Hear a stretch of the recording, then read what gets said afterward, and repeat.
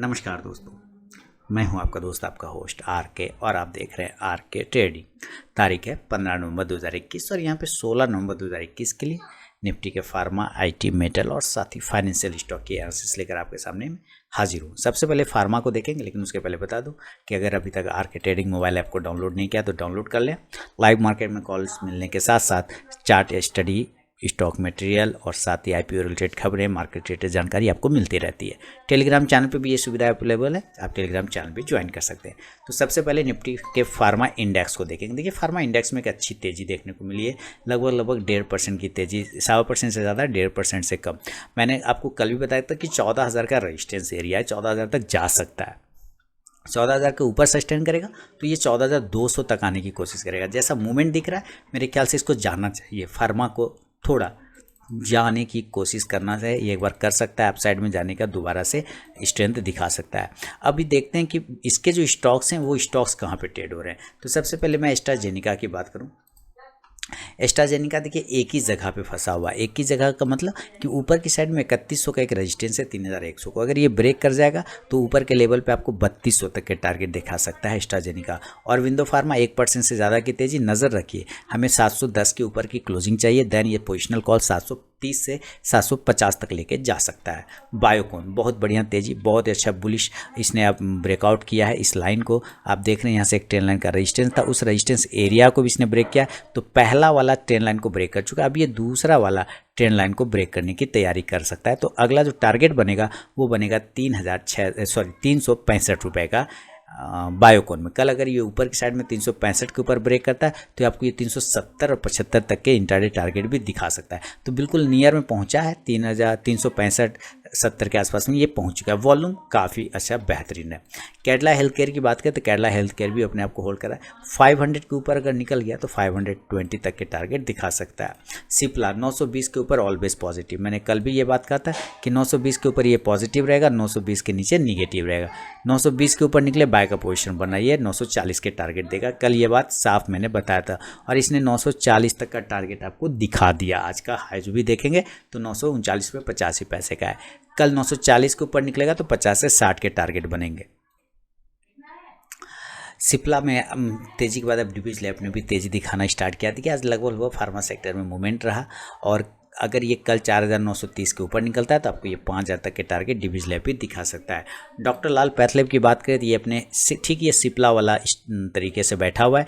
जैसे ही ये 3700 के ऊपर निकलेगा डॉक्टर लाल पैथलैब, ये 3,800 तक के भी टारगेट अपसाइड में दिखा सकता है। नीचे अगर ये 3,630 के नीचे निकलता है तो सेल करेंगे, 3,550 तक का टारगेट बनेगा। डॉक्टर रेड्डी देखिए ट्रेंड लाइन को ब्रेकआउट करने की कोशिश कर रहा है, ऊपर 4,900 को ब्रेक करते के साथ ये अगला टारगेट 5,000 तक जा सकता है डॉक्टर रेड्डी।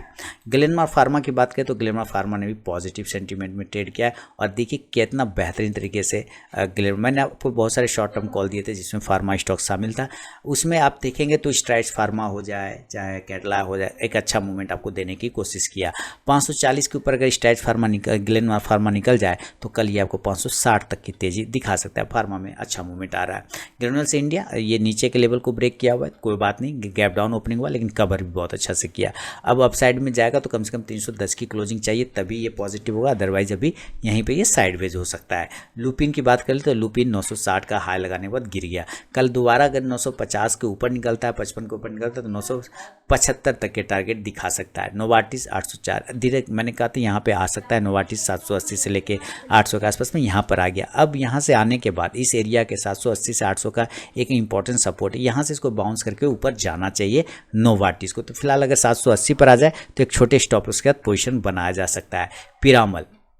पिरामल में भी सेम कंडीशन है। पिरामल में मुझे यहाँ से एक बाइंग अपॉर्चुनिटी नज़र आ रहा है इस एरिया के ऊपर। यहाँ से जब रिवर्सल लेगा यानी कि 2625 से 30 के ऊपर निकलेगा तब बाय का पोजीशन बनाएंगे 2700 के लिए पिरामल में। स्ट्राइड्स फार्मा देखिए इस पर मेरा शॉर्ट टर्म व्यू भी है 515 के ऊपर है ना। 515 के ऊपर निकलने के साथ इसमें अगला टारगेट 530, 555, 545 और 560 के टारगेट बनेंगे। आज का हाई अगर हम देखते हैं तो एक ही दो कैंडल में इसने 503 से जो है 506 से 517-18 का हाई मार दिया लगभग। कल अगर ये 520 के ऊपर निकलता है तो आपको 540 तक का टारगेट स्ट्राइड्स फार्मा दिखा सकता है, ध्यान रखेंगे। सन फार्मा में 820 का एक रेजिस्टेंस एरिया, 820 के ऊपर निकलेगा सन फार्मा तो 830 से 40 के टारगेट बनेंगे। इसके अलावा हम टोरेंट फार्मा की बात करते हैं। टोरेंट फार्मा 2850 से लेकर 2875 का एक रेजिस्टेंस है, वो ब्रेक करेगा तो 2900 का, नीचे अगर ये 2750 को ब्रेक कर गया तो 2700 तक के टारगेट दिखाएगा। वोकट फार्मा बहुत अच्छी तेजी के साथ ट्रेड कर रहा है और मेरे ख्याल से ये अपसाइड जाने के लिए बिल्कुल अच्छे तरीके से तैयार है। कल अपने हाई के ऊपर ब्रेक करता है 470 के ऊपर तो 480 का टारगेट, और इसके ऊपर अगर क्लोज करता है तो ये 500 तक का शॉर्ट टर्म टारगेट दिखा सकता है वोकट फार्मा। तो ये था दोस्तों निफ्टी के फार्मा स्टॉक पे मेरा व्यू। चलेंगे अब जरा मेटल की तरफ, लेकिन सबसे पहले मेटल इंडेक्स को देखेंगे। मेटल इंडेक्स में थोड़ा गिरावट, इसी ने मार्केट का थोड़ा सा मूड जो है बिगाड़ के रखा, अदरवाइज मार्केट बहुत अच्छा था। खैर कोई दिक्कत नहीं। मेटल में ये भी बात हुआ था कि 5700 के नीचे जाने पर 5600 तक के टारगेट दिखाएगा सेल साइड में, वो लेवल आ गया। कल अगर अपने लोअर लेवल को ब्रेक करता है 5600 के नीचे आता है तो ये दूसरा सपोर्ट 5500 तक आ सकता है, तो जिसके वजह से आपको निफ्टी मेटल में स्टॉक्स में और भी गिरावट आएगा। लेकिन अगर ये 5700 के ऊपर निकल जाता है तो ये पॉजिटिव हो जाएगा।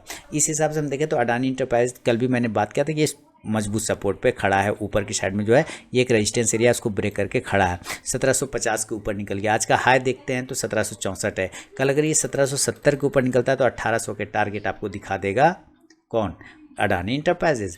एपीएल अपोलो बिल्कुल उसी जगह पे जहाँ पे क्लोज हुआ था, एक रेजिस्टेंस एरिया छोटा सा 927 से 30 का ब्रेक करेगा तो 950 के टारगेट। कोल इंडिया की बात करें, देखिए इसमें कुछ रिजल्ट वगैरह की बात आ रही है, कुछ खराब रिजल्ट वगैरह, तो ठीक है कोई दिक्कत नहीं है। नीचे अगर ब्रेक करेगा, लो को ब्रेक करेगा 159 को, तो दूसरा सपोर्ट 155, 54, 53 तक आने की कोशिश करेगा।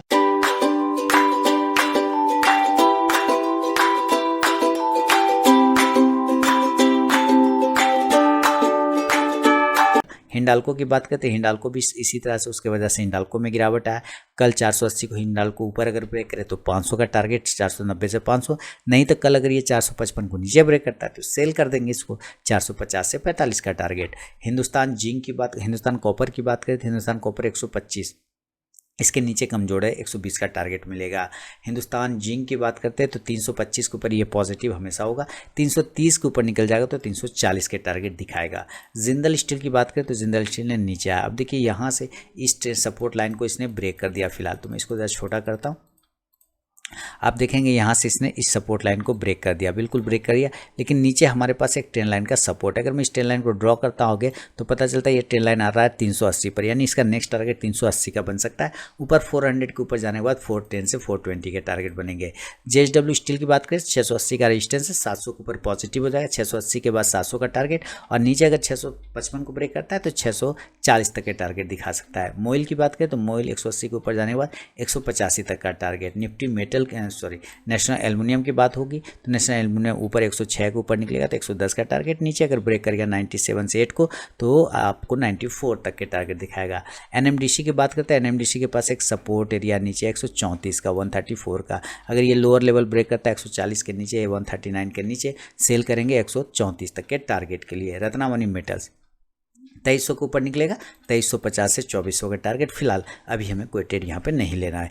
स्टील अथॉरिटी यानी कि सेल की बात कर ले, सेल पर ट्रेल लाइन का एक सपोर्ट है। देखिए अगर इसको ब्रेक कर जाता है 114 के नीचे तो ज़रूर सेल करिए, 110 का टारगेट देगा। ऊपर यहीं से बाउंस करता है 117 से 20 को तो 125 का टारगेट बनाएगा।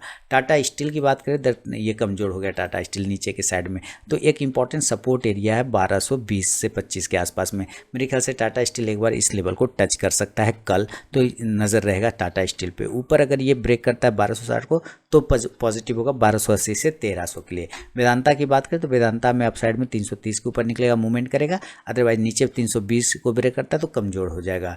वेलस्पन कॉर्प की बात करें तो वेलस्पन कॉर्प अपसाइड में 150 का रेजिस्टेंस है, 150 के ऊपर जाने के बाद 155 से 60 के टारगेट, नीचे ब्रेक करता है 140 का तो 135 का टारगेट। तो ये है दोस्तों निफ्टी के फार्मा के बाद मेटल पे मेरा अपना व्यू।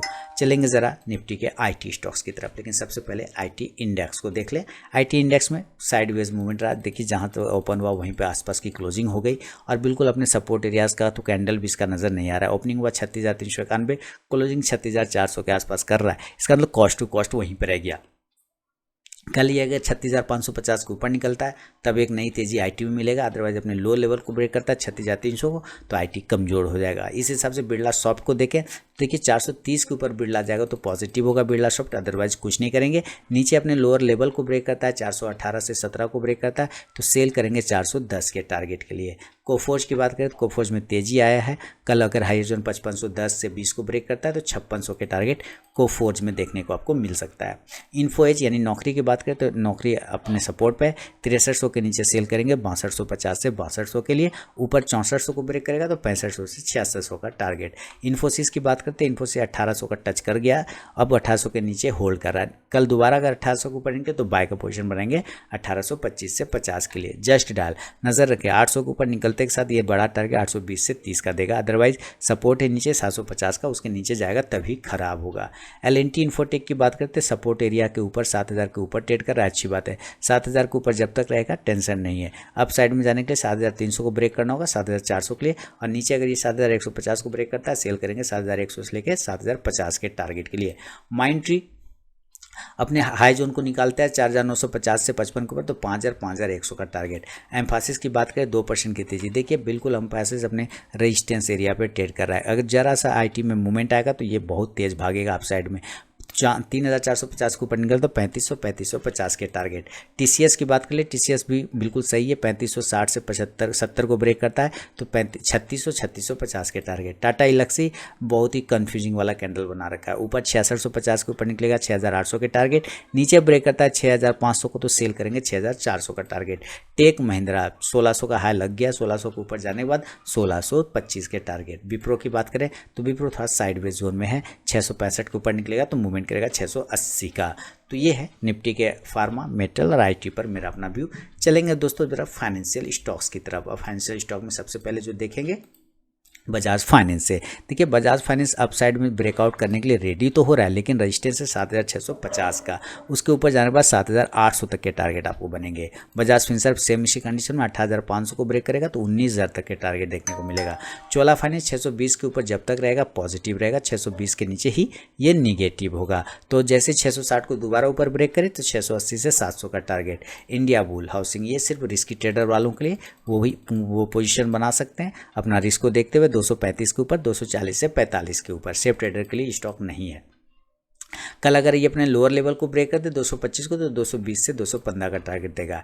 एलआईसी हाउसिंग फाइनेंस देखिए अपना इंपॉर्टेंट सपोर्ट 420 को होल्ड कर रहा है, 420 के नीचे खराब हो जाएगा, सेलिंग में चला जाएगा। एल&टी फाइनेंस की बात करते हैं, एल&टी फाइनेंस ने मैंने कल भी बताया था कि 85 के नीचे ये 83 तक आ सकता है। आजकल लोअर लेवल देखते हैं तो बिल्कुल 83 के आसपास ही आया हुआ है। अब वापस से इसके पास सपोर्ट है 82, इसके नीचे जाएगा तो सेलिंग आएगा, अदरवाइज अभी यहाँ पे साइडवेज हो जाएगा। मन्नप्पुरम फाइनेंस आज की जो गिरावट है 10% की, आपको बाय ऑन डीप करना है, ये लॉन्ग टर्म के लिए स्टॉक रखना है, पोर्टफोलियो स्टॉक रखना है, शॉर्ट टर्म इंट्राडे में इसमें कोई दिमाग नहीं लगाना है। एम&एम फाइनेंस ये भी सही है, कोई खराब नहीं है। एम&एम फाइनेंस में अगर पोजीशन देखते हैं तो इसमें भी गिरावट आई लगभग 6% का। नीचे एक सपोर्ट 180 के ऊपर रहेगा, ठीक है, 180 के नीचे जाएगा तो सेल कर देंगे। मुथूट फाइनेंस इसमें तेजी देखने को मिल रहा है, 1720 के ऊपर जाएगा तो 1750 से 1775 का टारगेट। और इसके अलावा एसआर को करें, एसआर ट्रांसफिन को तो अब साइड में रेडी हो रहा है मूवमेंट के लिए, 1650 के ऊपर निकलेगा तो 1700 का टारगेट एसआर ट्रांसफिन आपको दिखा सकता है। तो दोस्तों ये था निफ्टी के मेटल, आईटी, फार्मा और साथ ही फाइनेंशियल स्टॉक में मेरा अपना व्यू।